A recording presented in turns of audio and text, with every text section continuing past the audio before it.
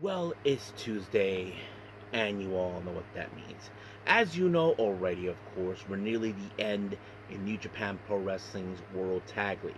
Now, we already have the finalists from the A block, but the real question is who will be the finalists, of course, in the B block. We'll just have to find out and see. And then, of course, we move on with NXT. They just entered a fallout after deadline.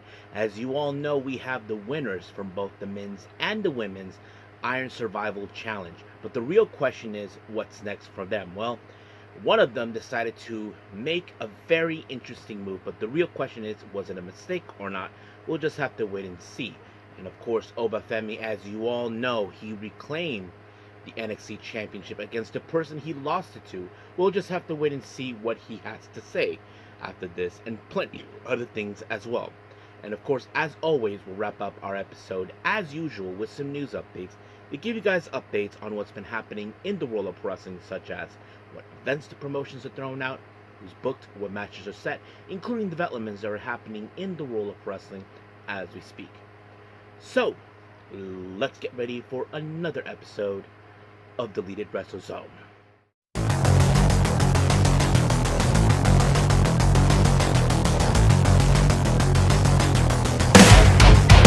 Are you ready? Get up, get up! Get up, get up! Get up, get up! Get up, get up! Get up, get up! Get up, get up! Hey everyone, welcome to Deleted Wrestle Zone, all things that is pro wrestling with AEW, NXT, New Japan Pro Wrestling, TNA, the National Wrestling Alliance, various promotions, wrestlers, matches, and championships. I am your host, J-Rod here. So, if you are new to the channel, welcome. This is a channel we do a lot of pro wrestling reviews from various promotions, not only here in the United States, but also in Japan, Mexico, Canada, Europe, the UK, anywhere where wrestling is not as big, but it continues to grow. We also, of course, do discussion videos, talk about various topics such as the wrestlers themselves, the promotions, factions, storylines, whatever we want to talk about. We also, of course, do more news updates. If certain information has been unable to be on this episode, we can either put it on the next one or on a separate video by itself. We also, of course, do real-time news updates to give you guys on alert if something has happened in the world of wrestling that needs to be addressed ASAP. We also, of course, got the Unagi Sayaka Watch and various other cool wrestling content as well. So if you like what you see, please subscribe to us or click on that subscribe button. You'll be getting a lot of daily reviews and other cool wrestling content as well. But if you like this episode, please give us a like on the like button or a nice comment in the description down below. Now, enough with the yapping. Let it begin. So, let's start with, of course, New Japan Pro Wrestling's World Tag League.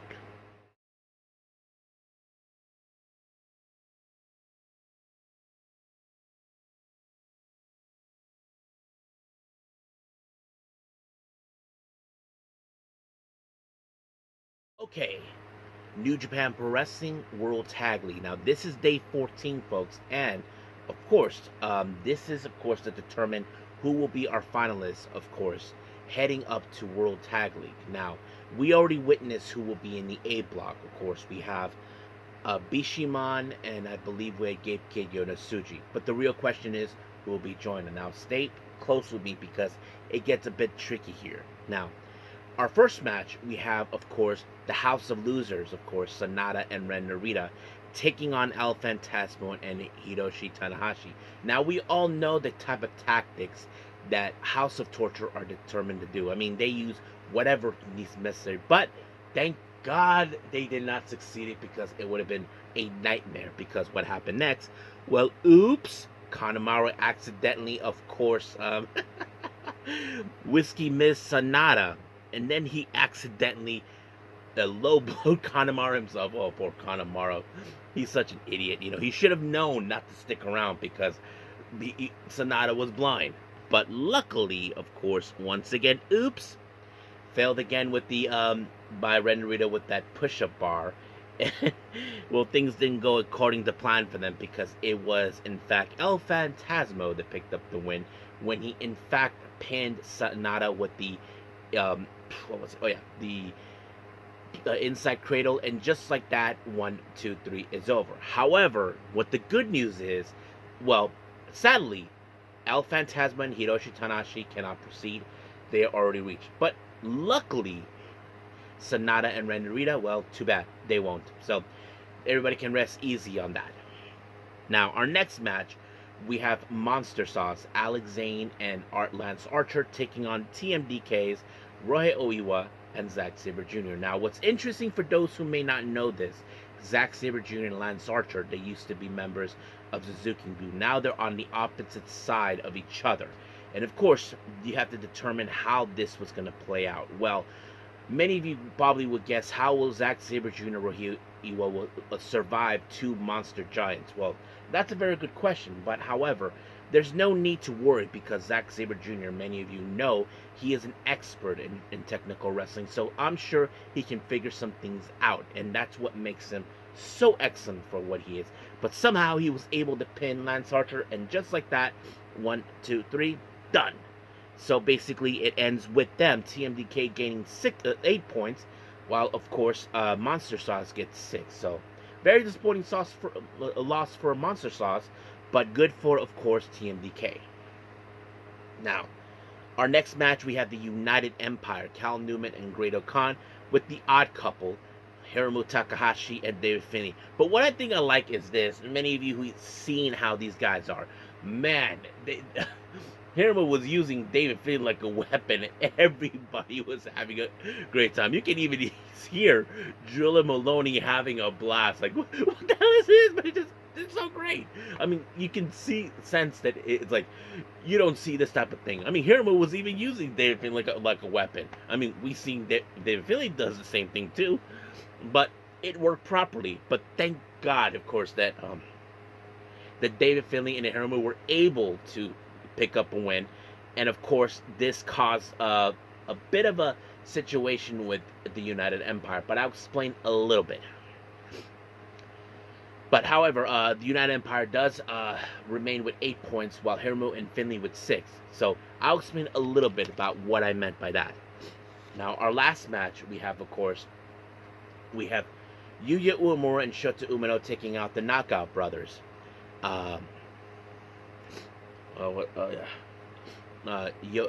and Yuru Ice. Now, it's not the first time these guys have faced off. Remember, not too long ago, Shota Umino and Yuya Uemura challenged for the IWGP Tag Team titles and lost. But the real question is, can they pull it off, or lightning strikes again? Well, I have to say Yuya Uemura and Shota Umino pulled out everything they had in order to pick up the win. And unfortunately, it was not enough because they ended up, of course, Shota Umino ended up on the wrong side of the KOB, and just like that, 1, 2, 3, Oscar picked up the win. However, this is where the situation leads.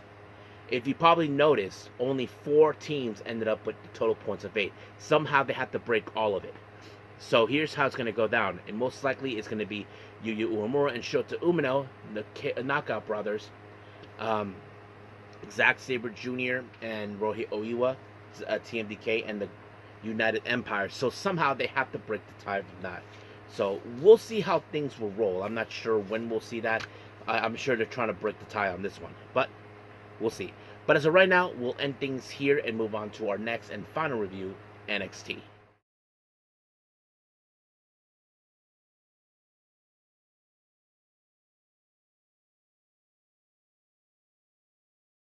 Okay, NXT. As you all know, we entered the Fallout right after, of course, Deadline.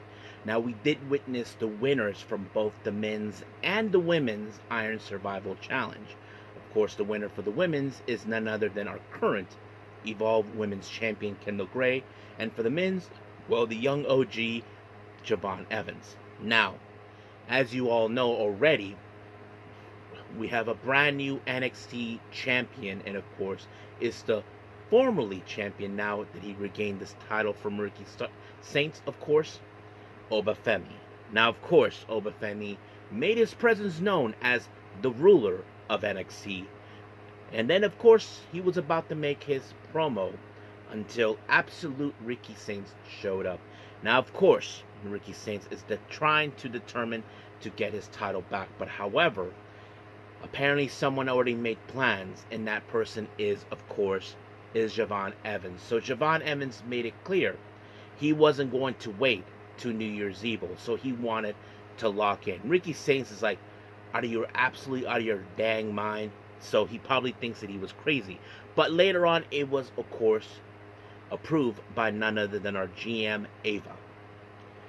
Now, of course, Tatum Paxley, well, we know she's alright, but seems things are going to go a little different from here on out.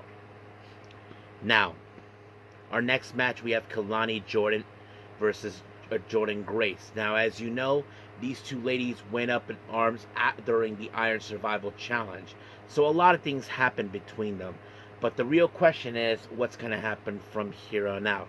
Well, of course, Kalani Jordan, well, as you know, she has become the locker room pariah due to the fact that she defected to TNA not too long ago.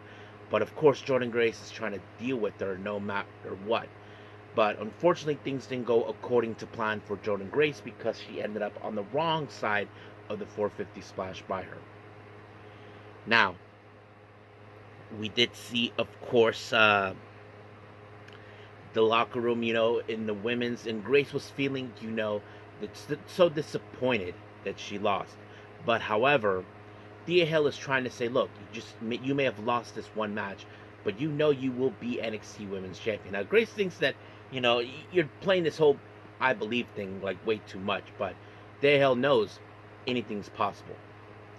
Now, there was supposed to be a somewhat of an open challenge by Blake Monroe for the North American Women's Championship. So, well, a lot of the women's locker room showed up. We did see, of course, like Jada Parker, Kylie Armstrong, I believe, and a few others. But however, it was Thea Hill who put her in the Kimura lock, and just like that. But it was not a match. I mean, it could have been, but no. Well, let's just say that maybe Blake Monroe should know that she brought this mess to herself, but nope, she does not refuse to do that. Now, we have Shiloh Hill. As you all know, he is a prodigy of course, of the dead man Undertaker at the LFG, now making his official NXT debut, taking on Lexis King. Now, the real question is, will he pull off a win, or will, of course, Lexis King, trying to act like he is all high and mighty, walk away? Well, things didn't go according to plan for Lexis King. I mean, he tried to use the cane, but it didn't do any matter for him. But it was Shiloh Hill with the weeping something, but later he just picked up the win, 1, 2, 3. You can say it's an upset, but it's a good win for him, and I'm sure Lexis King is going to probably say it's a fluke at some point. Now, we did see an interview with Obafemi. Well, of course, that he was not prepared to be in a match against Javon Evans, but however, he will not stray away from what he has in mind. As you may have heard, that he will be going one-on-one against Cody Rhodes, so he sent a direct message to him. So you probably can guess what's that all about, but we'll see. Now, of course, Ethan Page, as you know, showed up in the ring to gloat about, of course, retaining the North American Championship, calling himself the greatest of all North American champions. But however, someone had something to say over that, and that is, of course, when the lights turned off, and that was, of course, Tony D'Angelo. So it's still unclear why Tony D'Angelo did it, but we'll just wait and see what happens till then. Now, in Ava's office, well, she decided to find a #1 contender for the New Year's Evil match for the NXT Championship. So she called in Leon Lennox, Joe Hendry, Leon Slater, and of course Miles Bourne. So she decided that there's going to be a #1 contendership, since these guys failed to pick up the whole thing, a win. So why not give them a last chance? But however, while this was happening, well, Ethan Page decided to show up to the principal's office and complain that he had a little boo-boo, to, of course, to by Tony D'Angelo. So basically, the whole mess was becoming, and of course, everybody were making fun of Ethan Page, knowing too well that he's an idiot. But we'll see what happens. Our next match, we have Ren Sinclair versus Soruka, of course. As you probably know, that Soruka was disappointed that she did not pick up the win at the Iron Survival Challenge. Well, excuse me. She has to face facts against, of course, Ren Sinclair. But we did see Zarya showed up watching this from a distance. Now, I don't know what that was about, but it was Soruka with the Soul Snatcher that picked up the win. And of course, when Zarya saw the win, she just left. Soruka just followed her. Then, of course, the Fatal Influence showed up because, of course, JZ Jane is sending a direct message to Kendall Gray, knowing too well that she'll be challenger for the New Year's Eve. But however, of course, Kendall Gray said, look, no one expected me to win the Iron Survival Challenge. But she also said something that was true. Nobody expected her to win against Stephanie Vakir. So she said that she's always been an underdog. And it's true.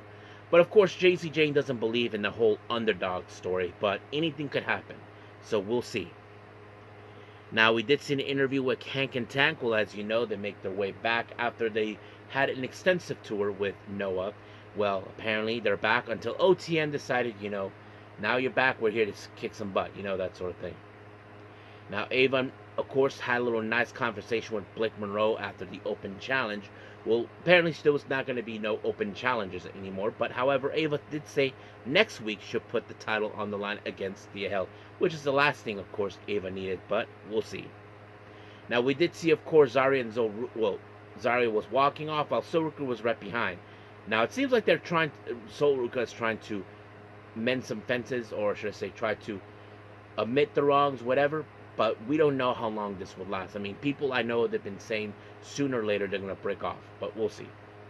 Now, our next match, we have the NXT Championship.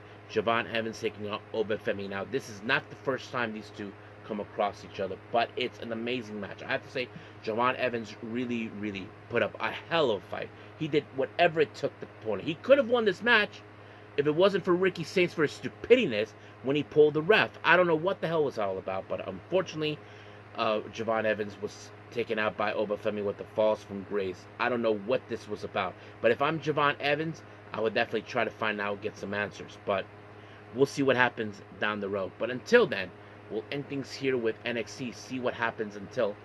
Let's move on with our last and final thing, of course, and that is news updates.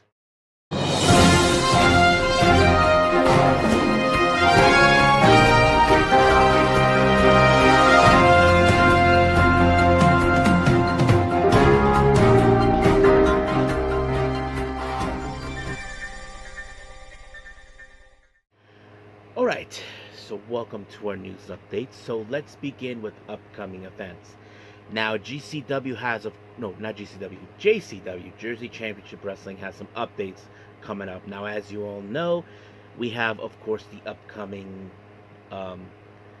Jersey J Cup. Now, two things have been announced on this one. Now, Tiger Mask will be there. Now, they never indicated if he's going to be wrestling, but I'm going to presume that he's there for possibly meet and greets and possibly just doing some sort of participation show of something. I'm not sure, but he'll be there. But they even announced that on night one, Tommy Billington will be, of course, there too. So that's pretty much it for that side.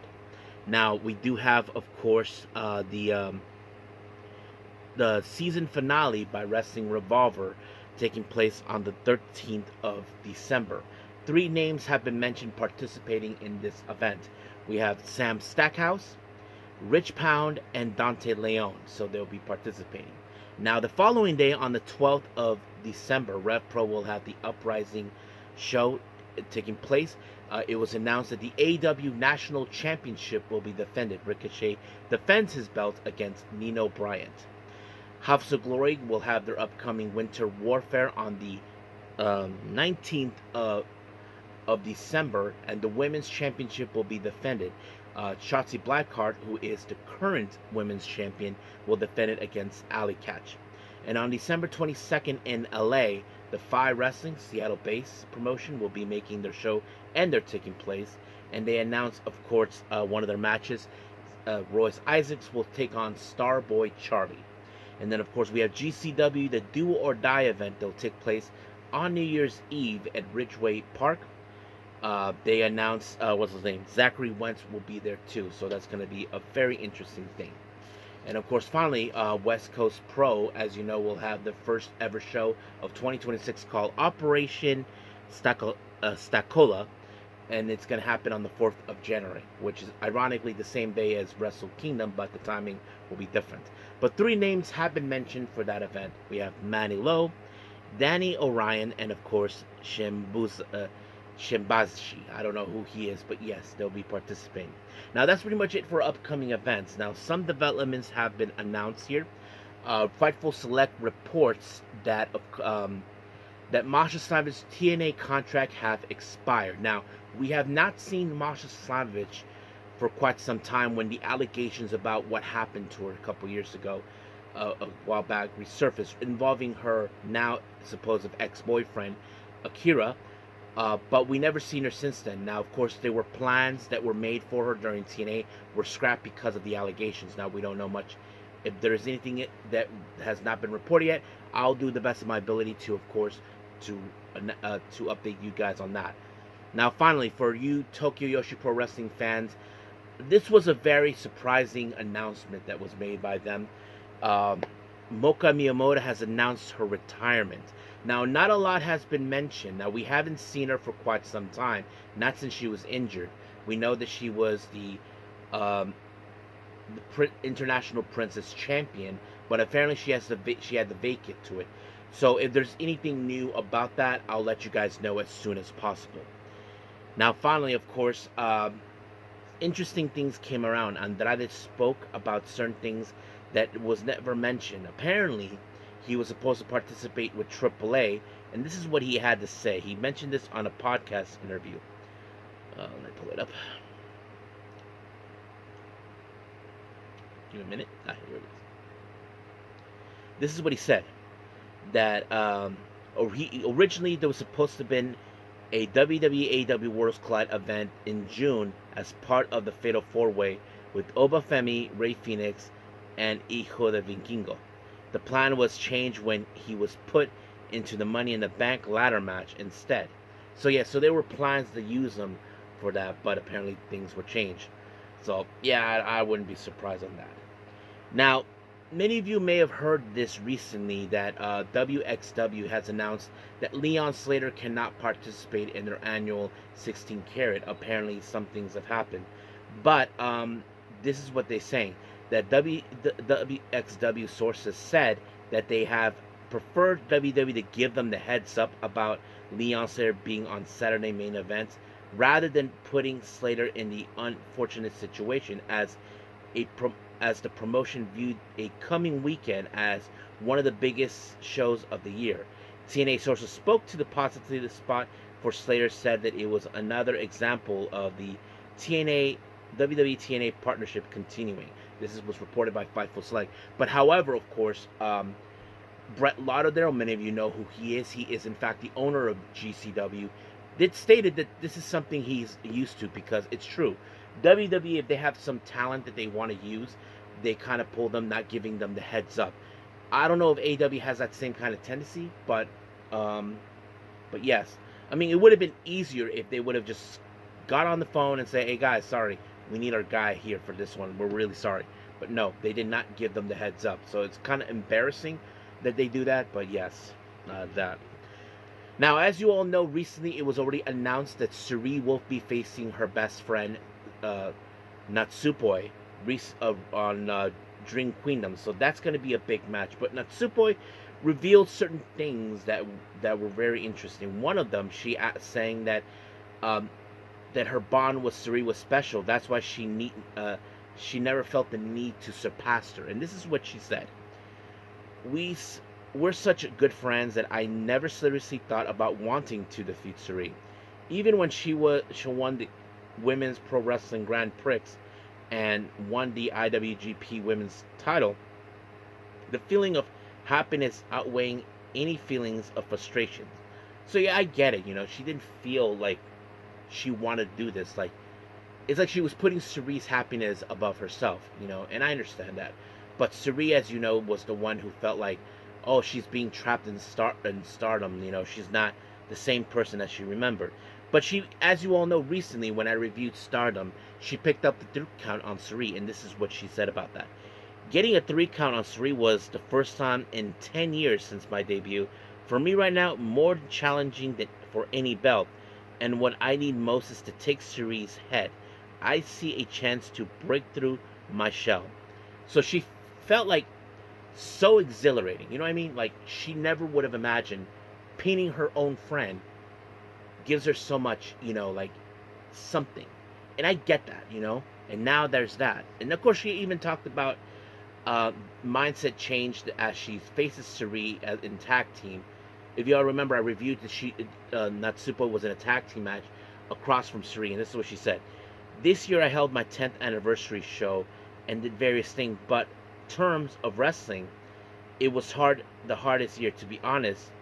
There was a time when I thought I felt drift along this, and eventually my wrestling life would end, but wrestling Cerie and that gave me a feeling of pro wrestling, of genuine fun, just like I had during the white belt days, and I don't want to lose the momentum. If I don't surpass Cerie now, I won't be able to grow and take the next step myself, and I don't want to break down this wall right now. It's meaningless.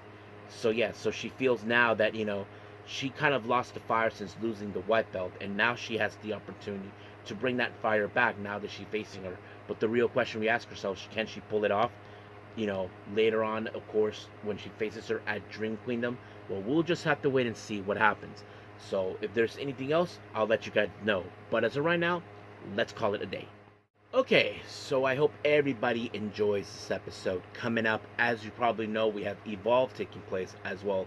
We'll see how things will with Kendall Gray as we progress. Not only she'll be committing some things with NXT, but at the same time, as you probably know, she has the NXT, the Evolve Women's title to defend, because she has enemies coming left and right, and amongst them is PJ Vasa. But we'll see about that. But of course, we have AEW Dynamite. Now, as you know, we will probably continue with more of the Continental Classic, but the one match I am more interested in is who will be our first inaugural AEW Women's World Tag Team Champions. Will it be, of course, Babes of Wrath, Willow Nightingale and Harley Cameron, or will it be Timeless Love Bombs? So we'll see what happens. So I am so pumped for that match. I hope all of you too. But as of right now, we'll leave things as it is. But until then, I will see you guys in the next DWZ time, same DWZ channel. I must bid all of you adieu. So, goodbye, and have a nice day. Bang.